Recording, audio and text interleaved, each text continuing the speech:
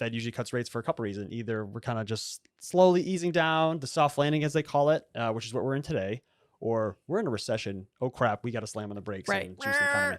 We are not there. No. So generally when we're in a recession, the stock market's also gonna be just terrible. We're not in that environment. So don't want to have investing advice here, but the assumption is that we're going to have a decent return. This should be decent for the stock market. Also, it impacts small caps. So small businesses, they tend to lend or borrow more. When you're borrowing more and the interest rates are higher, they're going to have lower profitability. So with lower interest rates, that should be a boon for the smaller cap companies. Yeah. And the other thing to really look at is bonds. So what happens with bonds? I don't know what happens with bonds, Derek. Derek likes to ask me these sort of questions. I don't know. I don't have any idea. All right. Well, so cutting rates are actually good for bonds. Okay. Right. Because let's say I've got a loan right now or a bond that's paying me 5%. Now the rates are down to 4%. Which bond are you going to want to have?